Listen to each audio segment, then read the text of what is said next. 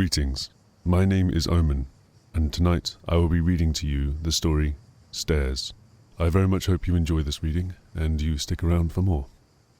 Now please, if you will, mind the step. Stairs. When I was a child, and I was forced to go to the basement of my parents' house, I would always get the chills. After the initial comforting, musty smell of the exposed ceiling and walls of the basement would subside, I would suddenly be stricken with a great and impending doom. Something was looking at me from in between the flat slats that served as the stairs. I always knew that, although I didn't see anything there, I knew that there was something waiting for me to leisurely make my way back up the stairs to the relative safety of the living room, so that it could wrap its slender fingers around my thin ankles. So it was that any time my mother had me deposit the laundry into the washer or dryer, I would prance down the stairs and keeping my knees high so that I could rush to the light switch at the base of the stairs. Without a doubt in my child's mind, I knew that the thing was just about to grab me as I pulled the light's cord. Somehow, the little flickering light bulb skipping into life was enough to keep the thing at bay. I knew this to be true. These were facts of life. Well into my teens, I took those steps 3 or 4 at a time to be sure to confuse the monster peering out from the spaces between each step. I was too clever for it. This was my unspoken torture until I went to college. The stairs on campus were all constructed from concrete, and so there was nothing to worry about when I would make the long journey from my dorm room to the communal laundry area. It was all good. Soon those stairs fell away to other childish fantasies, and I would only ever withdraw them in my nightmares. I got a job and an apartment, and they disappeared from my mind entirely. They were worse than a forgotten memory. They were a dark note slipped into the folds of my brain. After building my credit score, I went house shopping. With relentless intensity, I searched for my dream house. I wanted for my success to reflect my hard work and perseverance, as ridiculous as that may sound.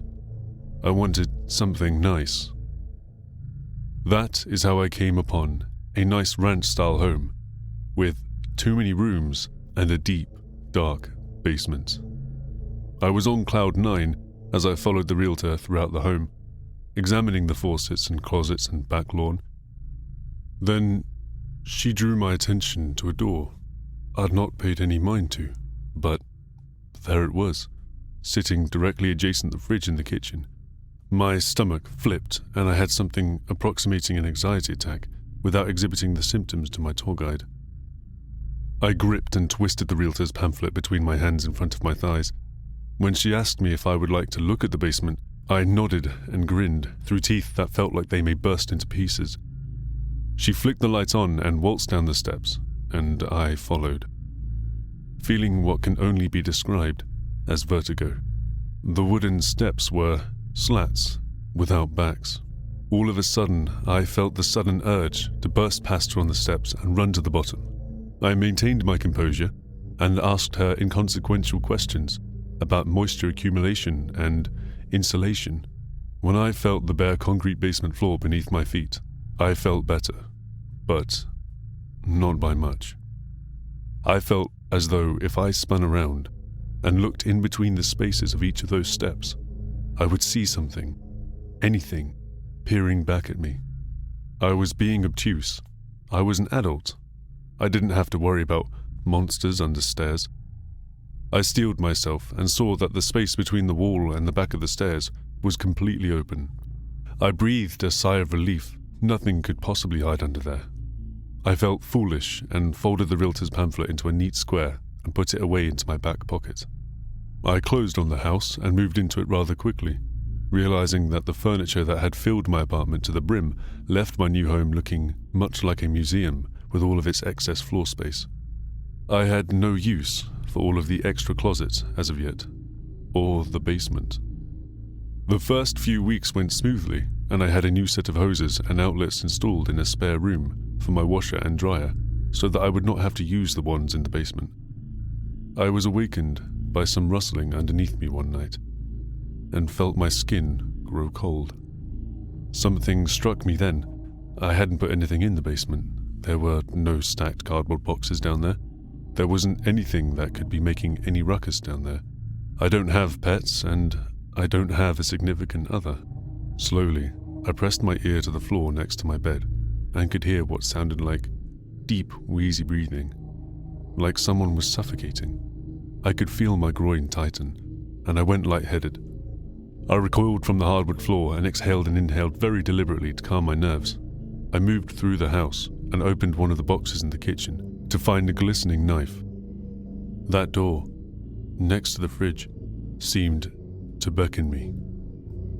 I slept hard for the rest of the night, with that knife on my bedside table. A month or so passed after that, and I put the basement out of my mind.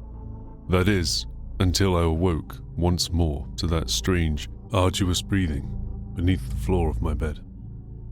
I went to the door in the kitchen, this time forgetting to bring anything to defend myself. I was sure I only needed to put my mind at ease.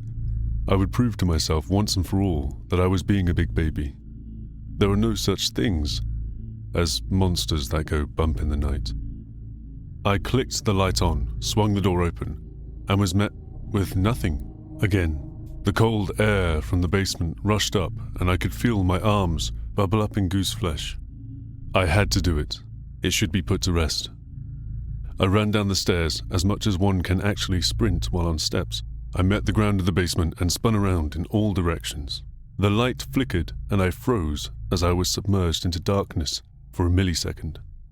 My eyes shot to the open spaces between the stairs, and I could have sworn I saw something lurking back there. What? I don't know.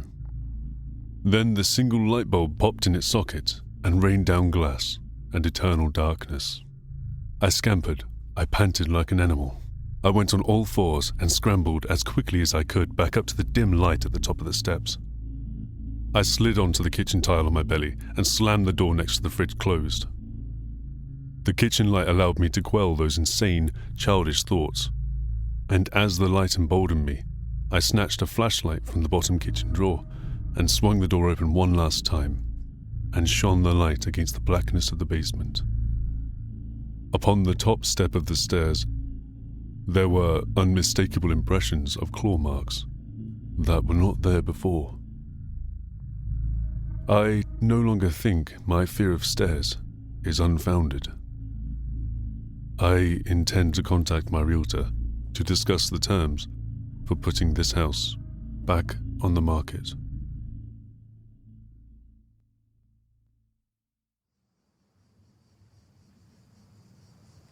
This story was written by Reddit user Edwardthecrazyman.